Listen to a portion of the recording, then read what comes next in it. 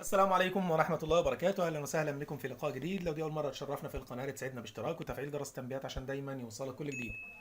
موعد توقيت والقنوات الناقلة لمباراة الهلال السعودي وسبهان أصبهان الإيراني في إياب دور الستة عشر من بطولة دوري أبطال آسيا موسم 2024. لكن قبل الدخول في التفاصيل اتركوا لنا توقعاتكم لنتيجة هذا اللقاء في التعليقات. لقاء الذهاب في إيران بين الفريقين انتهى بتفوق نادي الهلال بنتيجة 3-1، ويلتقي الفريقان في مباراة الإياب مساء اليوم الخميس 22 من فبراير 2024 على الساعة 9 مساء بتوقيت مكة المكرمة وسوريا ولبنان والأردن والعراق، 8 بتوقيت مصر والسودان وليبيا وفلسطين، 7 بتوقيت تونس والجزائر والمغرب.